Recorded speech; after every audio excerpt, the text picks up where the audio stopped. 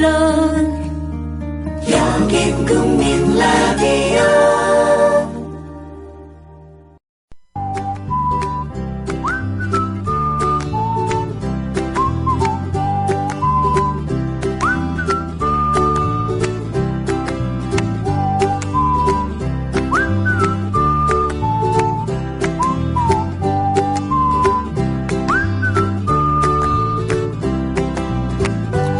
원시시대의 그릇은 불에 구웠더라도 토기입니다.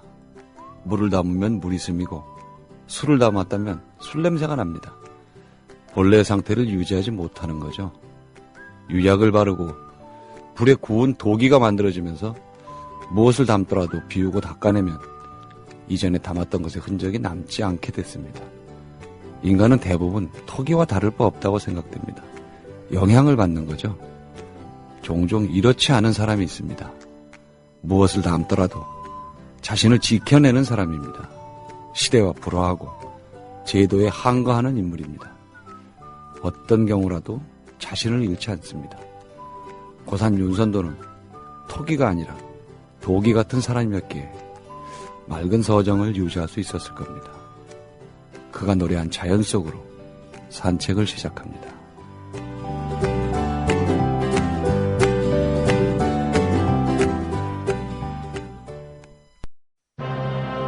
때는 바야흐로 힘없는 백성의 울분이 한겨울 눈처럼 소복소복 쌓여만 가는 2014년. 신여성스러운 그 이름 마녀 톡톡. 아이고 여보 영감, 신선한 야채는 삶아서 맛 좋은 과일은 신선함 그대로 동결 건조한 해땡 주스래요. 마누라야, 그럼 영양소 파괴 없이 한 봉지에 담겼겠구만. 한 봉지를 얼른 물에 타주시오. 읽고 있는 견사도 해땡 주스 마녀 톡톡 한잔하고 싶구나. 여름 푸드 스토리의 마녀 톡톡. 지금 바로 검색창에 마녀 톡톡을 검색하시라.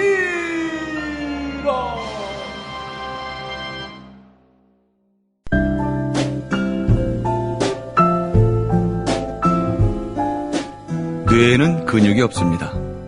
최근 섹시한 뇌를 위한 체육관 국민 라디오 전영관의 30분 책 읽기.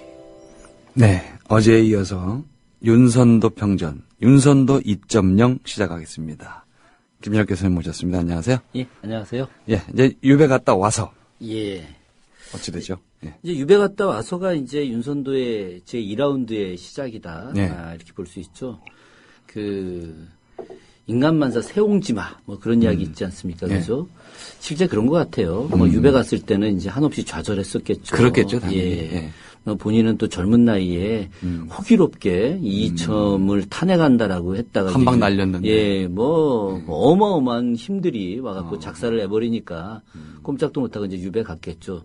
그렇지만 뭐 그 호기가 어디 뭐 벗어났겠습니까? 어제도 제가 말씀드렸지만 돈 주고 유배 좀 풀자 했는데 야, 오늘 들어오도 됐어. 안 풀어 뭐 이제 이랬던 인물이었었으니까요. 그런데 이제 인조 반정이 일어난 거예요. 예. 사실은 그 인조 반정이 서인들에 의해서 서인 중심으로 일어난 그 반정 아니었겠습니까? 네. 이제 고산 윤선도 같은 경우는 그 호남 인맥임에도 불구하고 네. 남인이었거든요. 이 호남에서는 남인들이 거의 없어요. 예. 그러니까 경상도 쪽은 영남은 다 남인이다. 이렇게 이해하시면 되고 사실 그 호남 쪽이나 아니면 호서 즉 충청도 쪽은 거의 대부분이 그 노론들이었거든요. 그런 데서 또 이 호기롭게 그 남인을 자초했다는 것도 굉장히 대단한 일이었는데 어쨌든 서인들 입장에서 봤을 때 이 윤선도를 풀어주고 싶지는 않았었거든요. 그렇지만 어쨌든 자기들이 반대했던 광해군이나 이첨을 또 탄핵했던 인물이었기 때문에 이 윤선도를 풀어주지 않을 수는 없었거든요. 그런 측면에서 풀어주면서도 굉장히 찜찜했던 사람이 이제 윤선도였죠. 그런 윤선도가 이제 서서히 자기의 진가를 이제 드러내기 시작합니다. 아주 탁월한 천재성을 갖고 있었죠. 그러니까 뭐 시험 보면 거의 대부분 뭐 1등 하던 뭐 이런 인물이었죠. 그죠? 그래서 42살에 지금 늦게 됐어요. 예, 42살에 이제 계속 인조반정 이후에 해남에서 네. 또 고향집으로 돌아가서 이제 기거를 하다가, 약한 5년 뒤에 예. 42살에 별시 문과 초시에 예. 이제 합격을 합니다. 상당히 뛰어난 성적이었던 것 같아요. 그래서 당시에 이제 2조 판서였던 계곡 장유라고 하는 사람이 윤선도의 어떤 학문적 능력을 보고 깜짝 놀라서 예. 이 사람에게 새로운 일을 부여합니다. 그러니까 뭐 문과 초시에 그냥 합격했던 인물이었는데 그 사람을 데려다가 뭔가 특별한 인물을 부여했는데 그게 윤선도의 인생을 완전히 다르게 만들어버린 거예요. 다르게 만들어놨다. 예, 그게 어떤 거냐? 바로 인조의 둘째 아들이었던 복림대군, 셋째 아들이었던 인평대군의 사부가 되게 했던 거죠. 가정교사가 돼. 그렇죠. 그때 당시에는 이제 복림대군이 훗날 왕이 될 거라고, 효종이라고 하는 국왕이 될 거라고 상상도 못하던 시절이죠. 왜냐하면 큰아들 소현세자가 있었고 또 그 소현세자의 큰아들이었던 석철 원손이 있었기 때문에 이 복림대군이 왕이 된다는 것은 이제 상상할 수가 없어요. 순위 한 3순위 되는 거네요. 뭐. 3순위도 아니었죠. 왜 3순위도 3순위도 아니었냐면 소현세자가 있고 소현세자의 아들이 셋이 있었어요. 그렇기 때문에 복림대군은 아주 엄밀히 이야기하자면은 5순위가 되는 거죠. 예, 5순위가 되는 인물이었는데 어느 날 갑자기 인조가 소현세자를 이제 날려버렸죠. 그죠? 그 이야기 하자면은 한참 걸립니다. 그 이야기는 나중에 아마 다른 책을 통해서 제가 지금 이야기를 하도록 하고요. 어쨌든 인조가 권력욕에 취해서 아들 소현세자를 독살한 것은 이제 분명하다. 그렇게 이해하시면 되고 그 과정에서 이제 나중에 이제 효종이 복림대군이 이제 왕이 되게 되는 것이죠.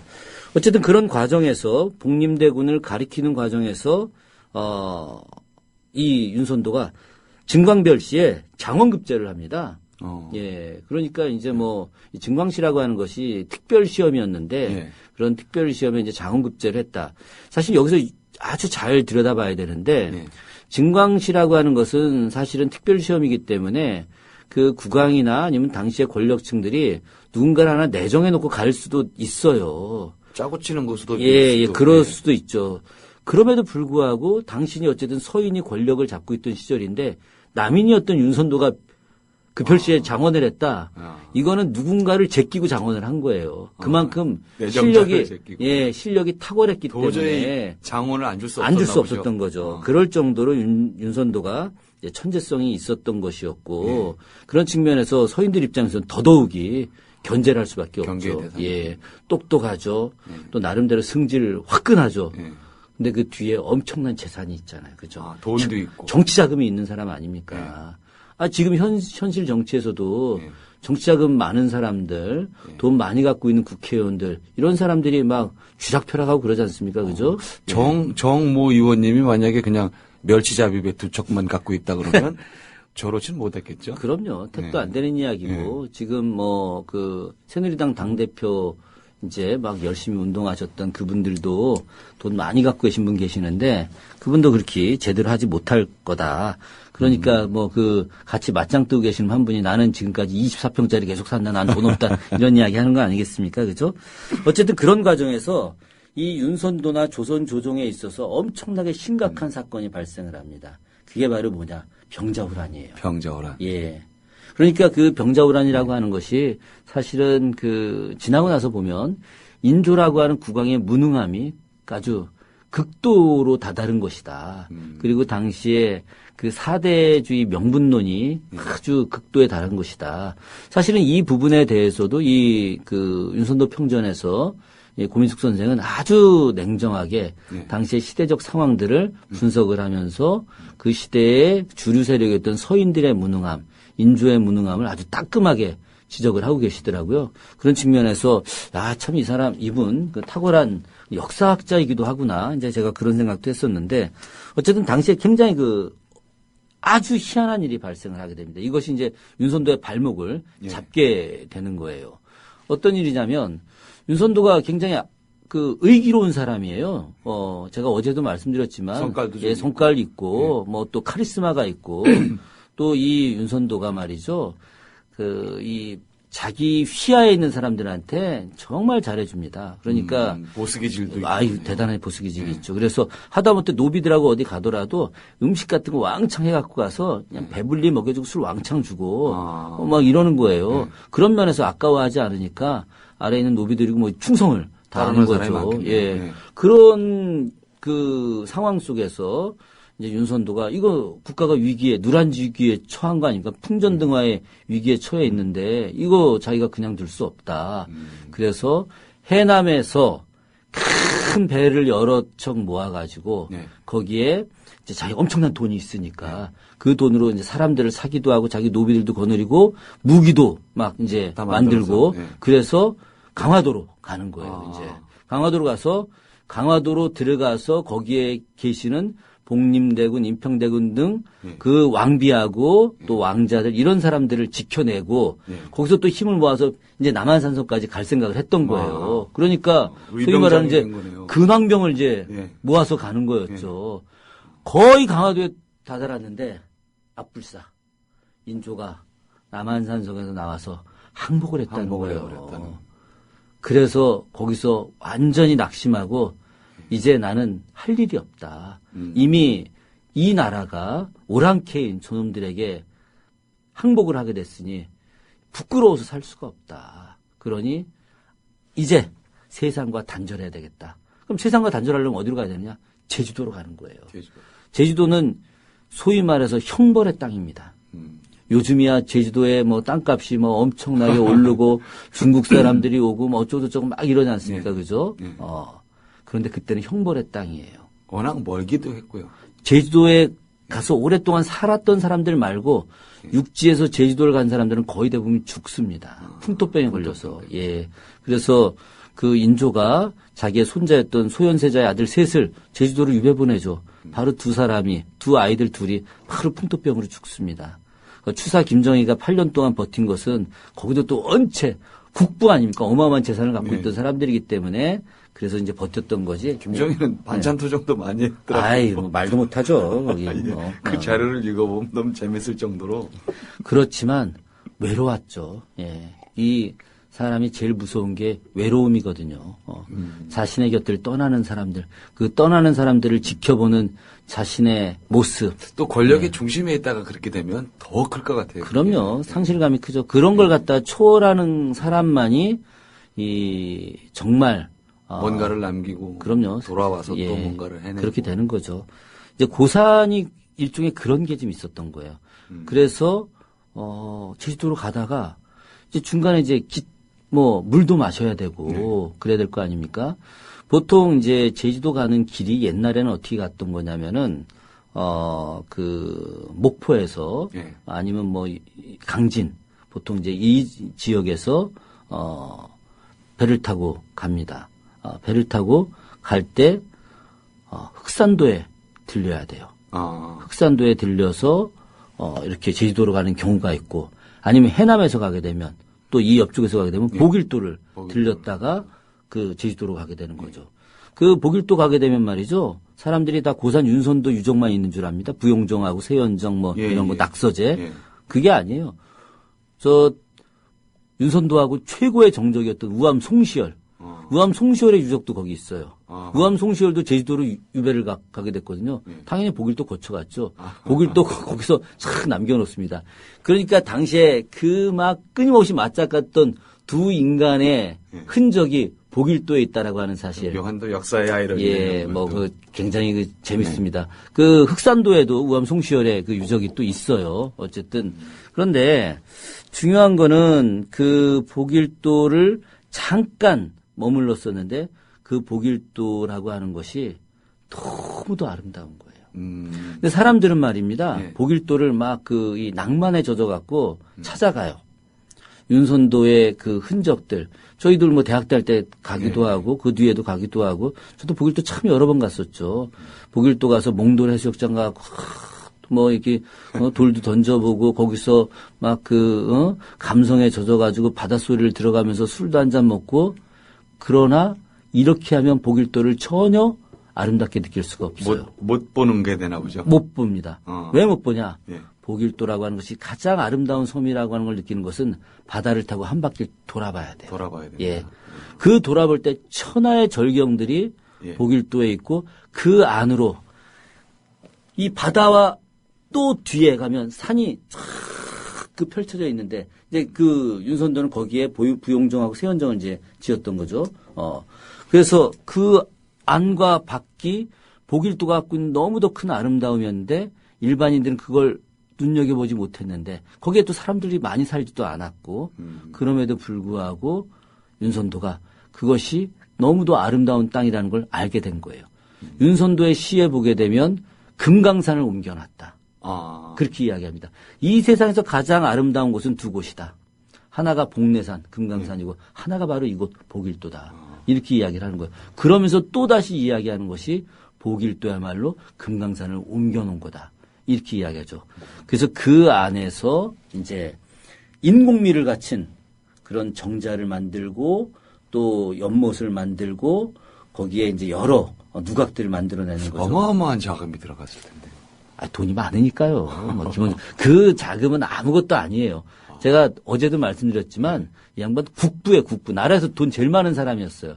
그까지 그 뭐 정자 몇 개 짓고 건물 몇 개 짓고. 네. 그런데 여기서 우리가 그 윤선도를 좀 보아야 할 것은 뭐냐면은 기존에 우리가 선비들의 어떤 정자 문화 나주라든가 담양이라든가 이 일대에 있었던 요 일대에 있었던 그 정철 이런 사람들 있지 않습니까? 이런 사람들이 만들었던 정자 문화하고 사실은 윤선도가 만들었던 정자 문화하고는 좀 차이가 있어요. 이쪽에서는 이제 말 그대로 사대부가 갖고 있는 안빈낙도 이제 이런 이야기들을 중심으로 해서 아주 고졸한 양식들, 아주 단순하고 단아한 양식들, 인공미가 전혀 가미되지 않은 그런 양식들, 이런 것들이 중심이라고 한다면은 거꾸로 윤선도는 한 단계 더 업그레이드 된 거예요. 그러니까 그런 그 자연미는 그대로 두는 겁니다. 자연의 모든 경관들은 그대로 두지만 그것이 인간이 그런 자연을 갖다 보다 더 아름답게 느끼기 위해선 그 자연을 인간으로 끌어들이는 거예요. 그래서 거기에 계곡물이 흐르게 되는 것을 조금 더 파서 그런 그 수로를 파갖고 이쪽으로 물이 들어오게 하고 그 속에서 연못을 만들고 그 위에서 정자를 짓는 거죠. 그러니까 바깥의 자연과 앞에 있는 인공미를 또 하나의 자연으로 합쳐버리는 거예요. 그러니까 이 단계가 좀 다른 사람인 거예요, 이게. 한술 더 뜨는 거예요, 진짜. 그 속에서 이제 정말 멋진 그런 우리가 알고 있는 그런 노래들, 삼이인곡이라든가 아니면은 그 오우가 어부사시사 이런 것들을 짓게 되는 것이죠. 어부사시사 같은 경우는 사실 오래전부터 있던 어부가였던 거거든요. 네, 그렇다고. 어부가를 갖다가 이렇게 좀 더 계속 개량화되는 건데 이 탁월한 것은 어제 우리 선생님께서 이제 마지막 나레이션을 할 때 우리 훈민정음을 갖다가 즉 한글로다가 승화시킨 내용을 말씀하셨지 않습니까? 그러니까 이 어부가가 탁월한 것은 그 이전에 있었던 많은 어부가 시들을 갖다가 바로 우리 말로다가 한글로 새롭게 만들어내면서 그것을 너무나 아름답게 표현했던 거죠. 이제 그것이 바로 그곳에 있었던 거였는데 그런데 이 은구하고 있던 이 양반을 또 조종이 가만두지 않아요. 또 불러요. 또 부르. 왜 또 부르냐? 세상 인생은 세옹지마. 자기가 가리켰던 효종이 복림대군이 갑자기 왕이 돼버린 거예요. 왕이 돼가지고 왕이 됐으니 자기를 6년 동안 가리켰던 사부였던 윤선도를 당연히 부르겠죠. 불러 올린 거죠. 그게 이제 윤선도의 거의 마지막 라운드가 된 겁니다. 그때가 나이가 꽤 됐어요. 그때가 66세 때입니다. 이미 그러니까 그 30대 초반에 방방 뜨다가 유배 갔다 오고 나서 해남에 계속 은거에 있다가 중간에 한번 또 유배 또 한번 갔다 왔어요. 한 2년 정도. 또 갔어요. 유배 수시로 갔다 오는 겁니다, 이제. 그러다가 마지막 66세 때 이제 고산 윤선도를 효종이 불러서 이제 중앙조정에 들어왔죠. 왔는데 이 양반이 성질이 보통 성질이 아니지 않습니까? 그러니까 당시 서인들과 맞짱 까는 이야기들을 이제 하게 되는 거고 그 과정에서 효종이 잠깐 좀 물러나 있어라. 그래서 요즘으로 치게 되면은 그 동네가 어디냐면은 말이죠.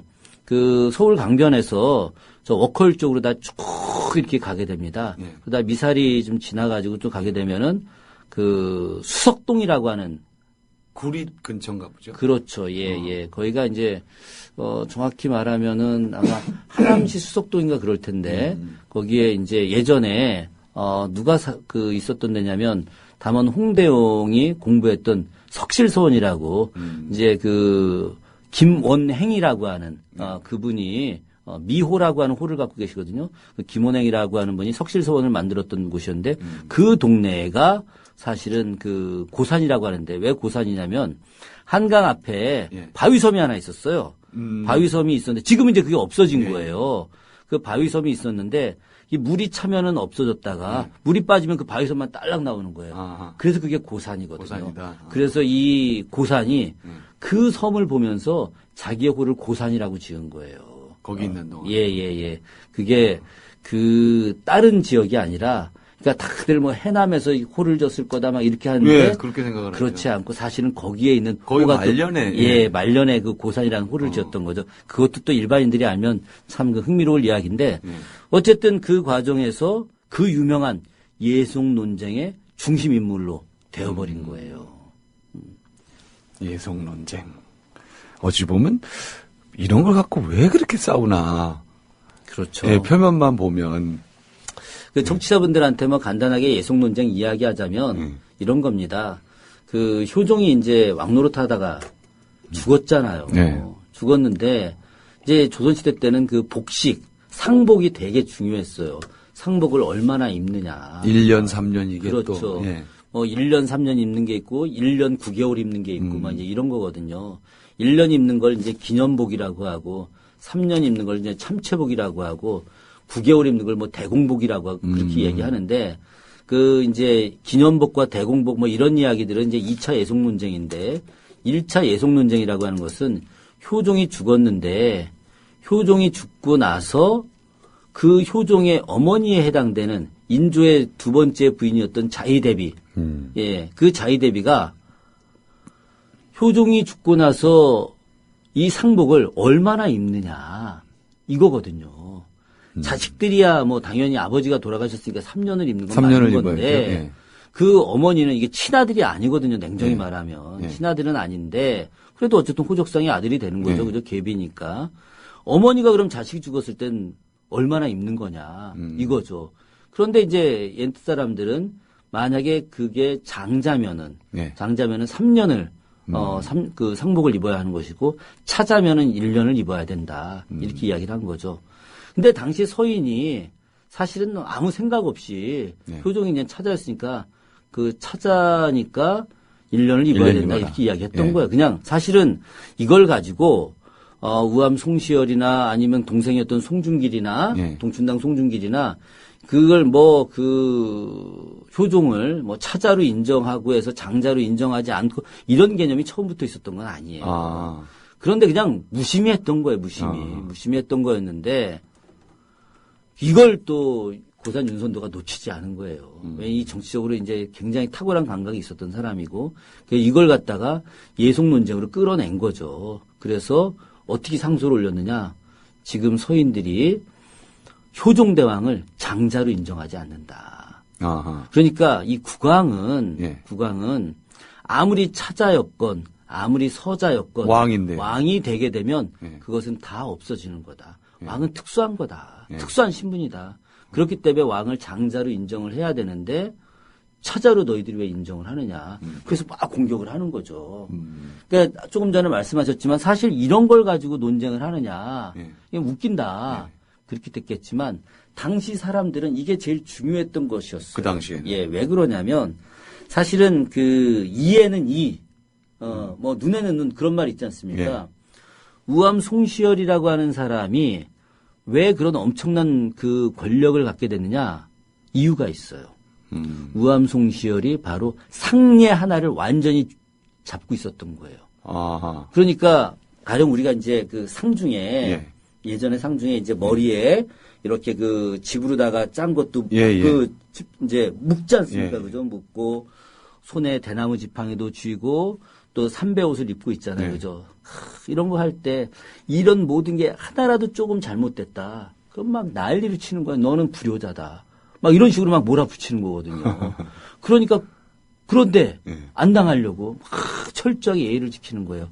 하다 우리 그 제사 지낼 때 지금 이제 포를 올려놓을 때 포 놓고 뭐 홍동백서 막 이런 거 쫙 쫙 하지 않습니까? 조유리시 뭐 이러면서 그런데 당시 우암이 남인 그때까지는 늘 포가 중앙에 있었는데 이 중앙에 있는 것이 주자갈에 맞지 않는다.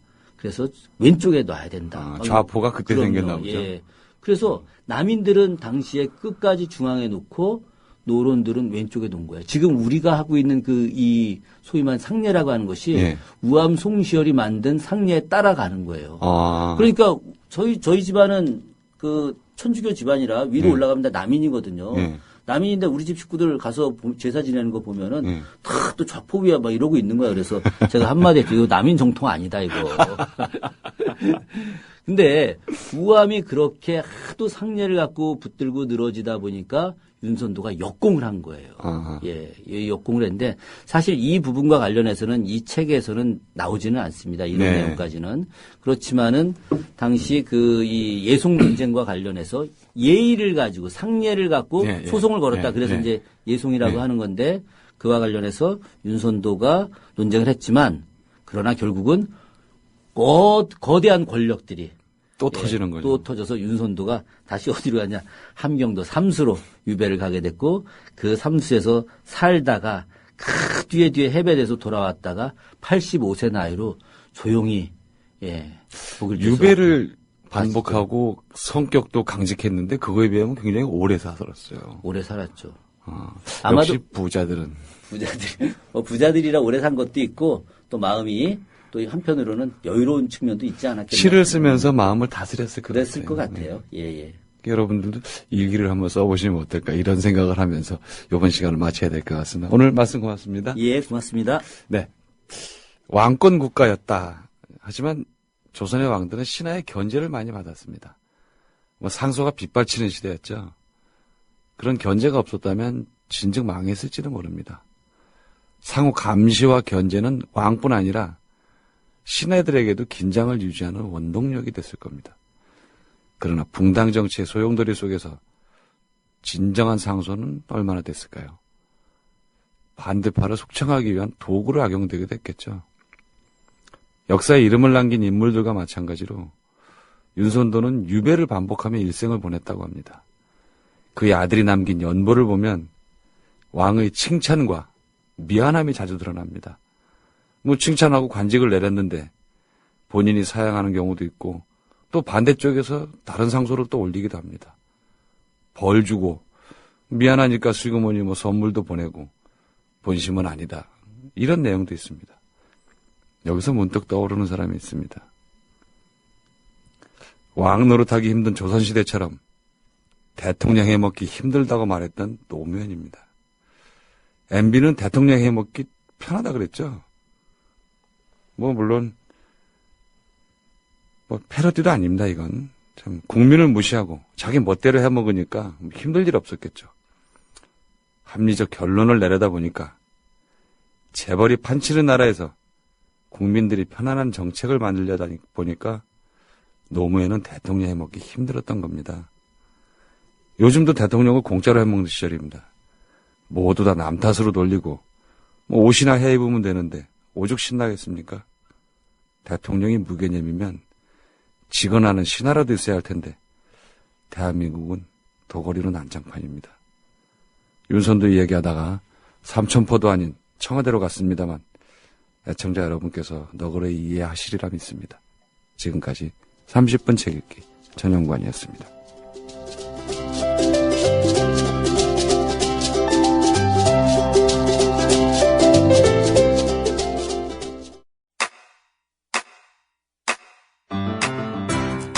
국민 라디오 지지하는 4가지 방법 아시나요?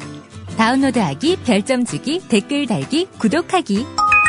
국민 라디오를 보다 많은 이들에게 전할 수 있는 가장 손쉬운 방법.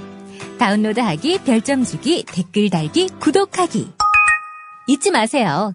다운로드하기, 별점 주기, 댓글 달기, 구독하기.